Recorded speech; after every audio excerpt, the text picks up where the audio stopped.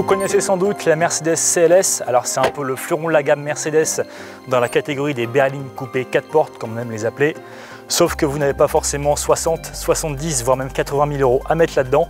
Alors il y a une autre solution, elle s'appelle Mercedes CLA, elle en a sa seconde génération et on va le voir, elle a tous les atouts pour devenir l'une des compacts de référence.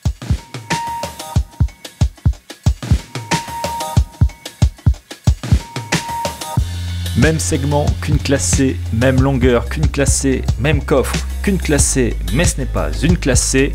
C'est à peu près comme ça que l'on pourrait résumer la nouvelle Mercedes CLA. Berline tricorps, 4,69 m de long, 460 litres de volume de coffre. Dit comme ça, on pourrait effectivement penser à une classe C. Sauf que, esthétiquement parlant, avouons-le, cette CLA fait peut-être un peu plus envie. En tout cas, elle devrait plaire à ceux à la recherche d'un design un peu moins consensuel et plus dynamique.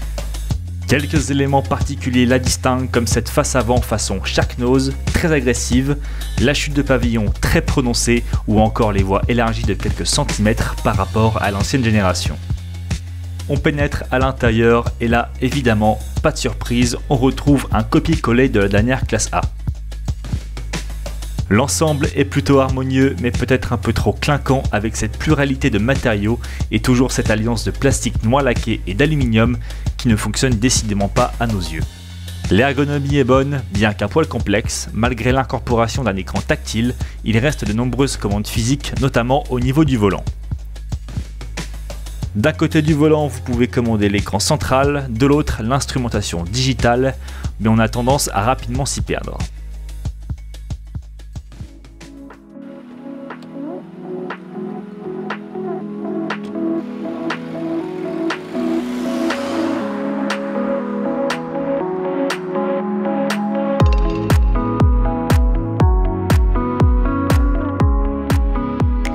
Notre session d'essai, on se retrouve du côté de Tarragone, dans l'arrière-pays barcelonais, avec beaucoup de routes enlacées. Et c'est pas pour rien que Mercedes a choisi ces routes assez sinueuses, tout simplement parce qu'ils sont confiants du comportement dynamique de leur voiture. Et force est de constater que on est assez surpris, dans le sens où on est sur une voiture vraiment très facile à emmener. On l'avait déjà noté quand on avait essayé la classe A. Sauf que là, la CLA a l'air encore un peu plus dynamique. Alors, il y a vraiment un bel avantage sur cette voiture, c'est qu'on a seulement deux modes de conduite. On a un mode confort et un mode sport. Alors le mode confort, comme son nom l'indique, on a une suspension assez souple en compression. On n'a quasiment pas de remontée de couple dans le volant, c'est vraiment très souple. Alors évidemment, la boîte est un peu plus lente, la réaction du moteur est un peu moins vive. On a clairement une voiture typée pour tous les jours, c'est très agréable à emmener. Alors là, vous voyez, on est en mode confort sur route sinueuse. La voiture s'affaisse un peu sur ses appuis, mais rien de bien méchant. Et quand on passe au mode sport, on va passer en mode sport là justement, on a une direction qui se durcit un peu.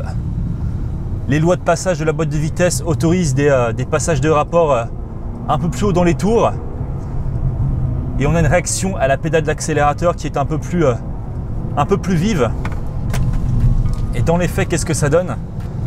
Ça donne une voiture aussi un peu plus maintenue grâce à la suspension pilotée. Vous voyez, même la bouteille d'eau se fait la malle.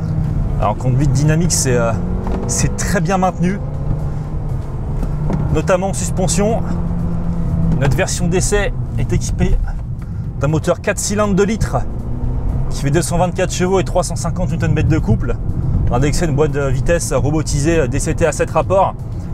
L'alliage est plus que correct. En fait, il s'agit d'une offre qui va se situer entre le petit moteur essence, le 1,3 litre de chez Renault qui fait 163 chevaux, et la version sportive entrée de gamme chez Mercedes AMG, la 35 qui fait 306 chevaux. Et ce moteur de 224 chevaux, il fait très bien le travail parce qu'on est sur une voiture qui est relativement légère et surtout très agréable à emmener. Alors c'est une voiture qui est un peu aseptisée, un peu antinaturelle, mais étrangement, même si nous, essayeurs, on n'aime pas trop ça en général, étonnamment c'est quand même assez agréable à conduire. C'est même assez plaisant parce qu'on est sur une voiture hyper agile, on n'a pas de roue directrice, on n'a pas de barre anti-roulis active. En plus on a 4 roues motrices, donc ça augmente aussi un petit peu le poids. Mais force est de constater qu'on est agréablement surpris par le dynamisme. Alors après, il faudrait aussi voir avec une version moins puissante, le 163 essence par exemple, ou des moteurs diesel. Mais là typiquement ce 224 chevaux, c'est une offre assez intéressante. Et je sais pas si vous entendez bien le bruit, mais c'est vraiment pas agréable. Ça fait vraiment un bruit d'aspirateur, c'est pas top. Alors c'est pas le turbo qui souffle, hein, c'est, je sais pas, ça sort directement de l'échappement, c'est pas génial. Ça aurait mérité un son un petit peu plus rauque, comme il y avait sur l'ancienne génération en fait, hein, tout simplement. Là je sais pas, c'est peut-être l'ajout du filtre à particules qui vient étouffer un peu le bruit du moteur, mais à l'oreille c'est vraiment pas très agréable.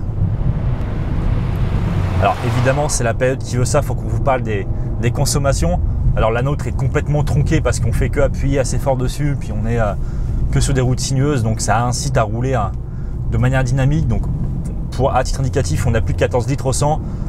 Par contre, sur un parcours normalisé, hein, pour venir là, on est passé par l'autoroute, on a fait aussi un peu de ville. On était aux alentours de 8 litres. Il n'y a rien de délirant pour une voiture qui fait plus de 200 chevaux.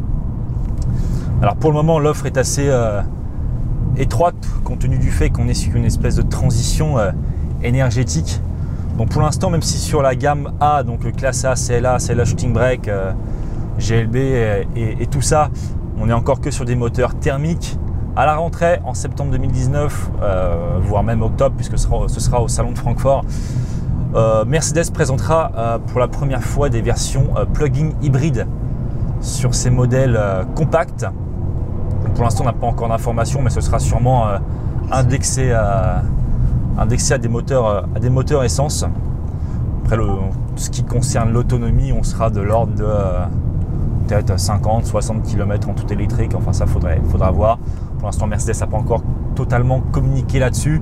Mais en tout cas, ça arrive de ce côté-là.